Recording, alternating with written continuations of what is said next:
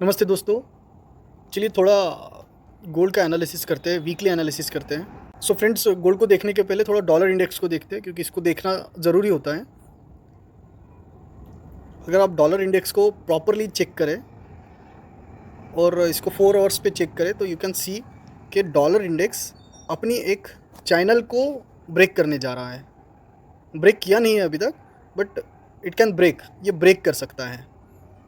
लेकिन अगर हम जब लास्ट के 2 पॉइंट्स को जोड़ते हैं, जो कि जनरली मैं करता हूँ, यू कैन सी कि लास्ट के ये जो 2 ट्रेंड लाइन है इसको गोल्ड ब्रेक कर चुका है and now you can retest.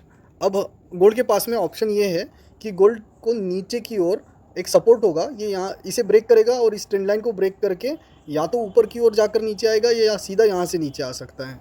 ये 2 सिनेरियो डॉलर इंडेक्स के हैं। तो डॉलर इंडेक्स जब नीचे जाएगा तो गोल्ड जाहिर सी चीज़ है 80% केसेस में ऊपर जाएगा। देखिए 100% केसेस में नहीं होगा, 80-85% केसेस में डॉलर इंडेक्स जिस साइड मूव करता है गोल्ड उसके अपोजिट डायरेक्शन मूव करता है। 100% ऐसा नहीं होता, कभी कभी उसके अपोजिट डायरेक्शन में भी मूव कर जाता है। मतलब डॉलर इंडेक्स की डायरेक्शन में भी गोल्ड मूव कर जाता है कभी कभी, वो बहुत रेयर केसेस में होता है। तो आइए गोल्ड पे चलते हैं। अगर हम गोल्ड को प्रॉपर तरीके से एनालाइज करें तो यू कैन सी कि गोल्ड अपनी एक रेंज को ब्रेक कर चुका है।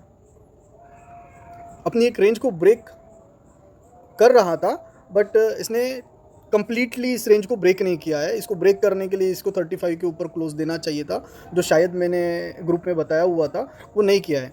अभी गोल्ड के पास में 2 सिनेरियो है। एक तो ये मंडे को इस रेंज को ब्रेक करके और नीचे चला जाए, या फिर इस रेंज को ब्रेक करके ऊपर यहाँ जाए, जो कि 40 और 46 की लेवल होगी। यहाँ पर गोल्ड को थोड़ा रेजिस्टेंस होगा, ऊपर जाए, वापस से इसको टेस्ट करें। और 51 लेवल गोल्ड के लिए एक इम्पॉर्टेंट लेवल है, क्योंकि अगर आप प्रॉपर तरीके से देखें तो 51 वो लेवल है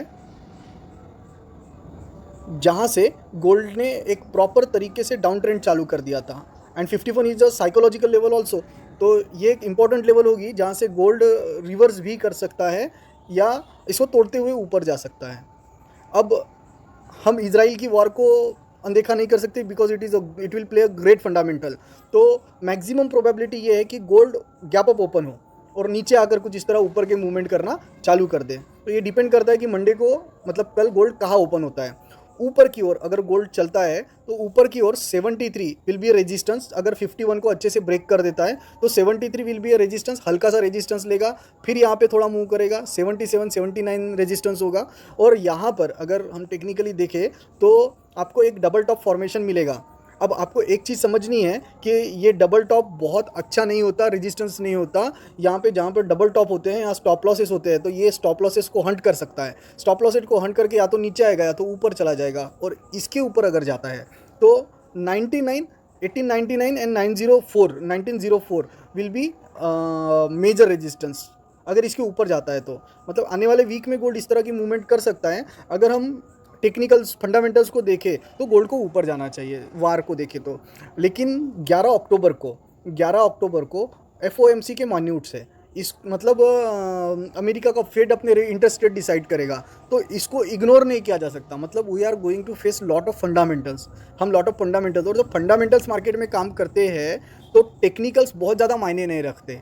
इस बात को आपको हमेशा ध्यान रखना पड़ेगा। टेक्निकल्स फंडामेंटल्स के सामने बहुत ज़्यादा मायने नहीं रखते। जब फंडामेंटल्स आते हैं तो टेक्निकल्स धरे के धरे रह जाते हैं। इसलिए मेजर न्यूज़ है, मेजर इवेंट्स हैं, तो आपको थोड़ा संभल कर ही गोल्ड को ट्रेड करना चाहिए। आई होप आपको ये समझ में आ गया होगा, आपको ये लेवल समझ में आ गई होंगी। तो आप इसके हिसाब से ट्रेड्स अपने माइंड सेट को, बायस को बना सकते हैं और उसके हिसाब से प्लेसमेंट कर सकते हैं। Wish you all the best, take care. Video को लाइक करिएगा and try to share. Thank you, good night.